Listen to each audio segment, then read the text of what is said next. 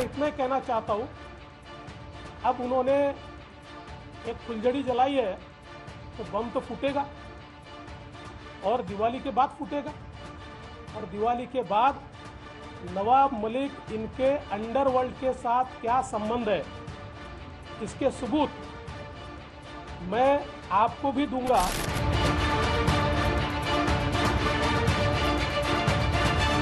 हमें लगता है कि पटाखे भीग गए और आवाज नहीं कर पाए।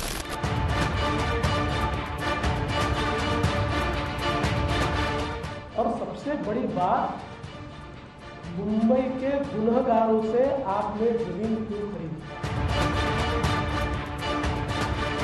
कह रहे थे कि बम फोड़ देंगे, ये बम नहीं है, आपने आडंबर खड़ा किया। लेकिन नवाब मलिक कल सुबह अंडरवर्ल्ड का हाइड्रोजन बम मुंबई में गिराएगा।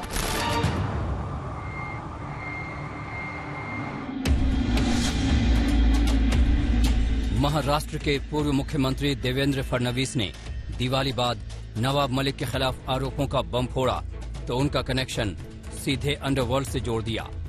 देवेंद्र फडणवीस ने आरोप लगाया कि नवाब मलिक के परिवार ने अंडरवर्ल्ड के लोगों से जमीन खरीदी, वो भी सस्ते में।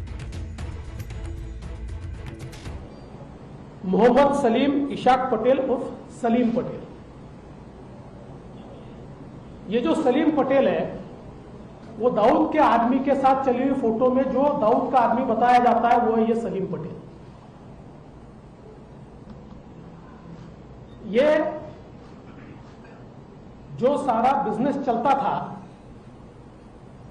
लैंड ग्रैबिंग का, उसमें हसीना पारकर के सबसे प्रमुख इस प्रकार से ये सलीम पटेल थे। यानी सलीम पटेल और शाह वली खान ने मिलकर इस जमीन की बिक्री की है। बिक्री किसको की है? Solidus investments private limited. ये Solidus investment private limited company है नवाब मलिक जी के परिवार की। इस पर जो आपको मैंने दिया हुआ है, इस पर लेने वाले की साइन है, वो है फराज मलिक इनकी। इस सॉलिडस में 2019 में स्वयं नवाब मलिक भी थे। उन्होंने कुछ समय के लिए वो थे, बाद में फिर मंत्री बनने का उन्होंने इस्तीफा दिया और आज भी उनके परिवार के लोग उसमें हैं। फराज मलिक, इन्होंने ये जमीन खरीदी।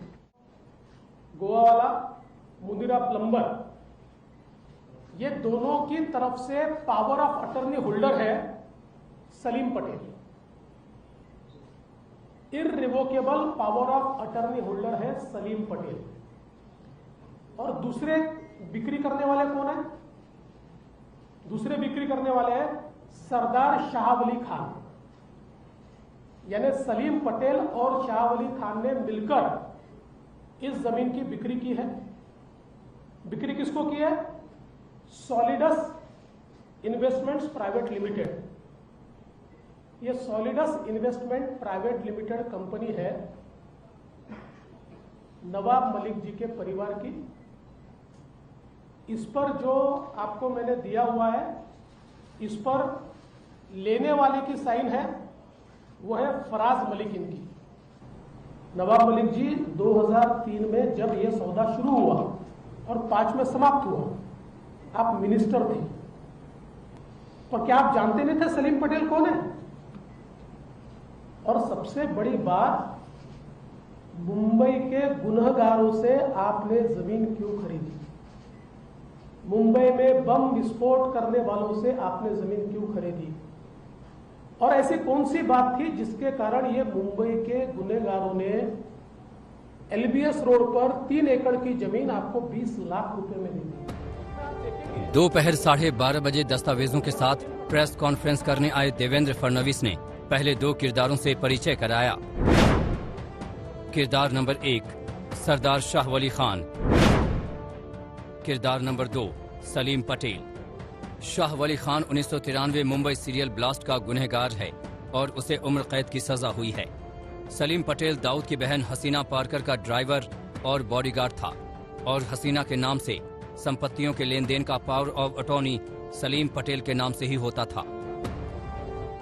देवेंद्र फडणवीस ने आरोप लगाया कि नवाब मलिक के परिवार की कंपनी सॉलिडस ने शाह वली खान और सलीम पटेल से गोवा वाला चौल और कुर्ला की जमीन बाजार के रेट से बेहद कम कीमत पर खरीदी।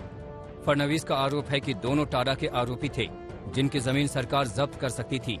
तो क्या जब्ती से बचाने के लिए नवाब मलिक ने दाऊद के लोगों से जमीन का सौदा किया?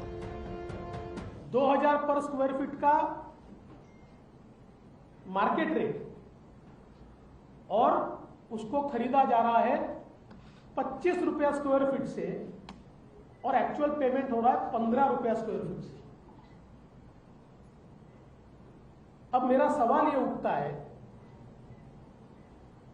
कि आप नवाब मलिक जी 2003 में जब यह सौदा शुरू हुआ और 5 में समाप्त हुआ, आप मिनिस्टर थे कि इनके ऊपर टाड़ा था, टाड़ा उस समय शायद बेल पर बाहर आए होंगे इसलिए वो कर पाए, वो अभी उसमें असर्टन नहीं कर पाया, इनके ऊपर टाड़ा लगा था। और टाड़ा का अगर आप कानून देखें तो टाड़ा के कानून में टाड़ा का जो आरोपी होता है या कन्विक्ट होता है उसकी सारी प्रॉपर्टी सरकार जब्त करती है, उसको सरकार जब्त करने का प्रावधान है। तो क्या ये टाड़ा के आरोपी की प्रॉपर्टी जब्त न हो इसलिए फिक्टिशियस कंसिडरेशन के ऊपर आपको ट्रांसफर की गई?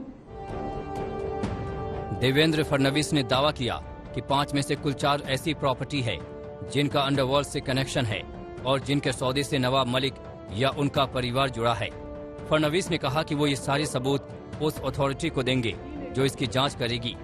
वहीं एनसीपी के अध्यक्ष शरद पवार को भी सौंपेंगे ताकि वो अपने मंत्री के अंडरवर्ल्ड से लेन देन को समझ लें।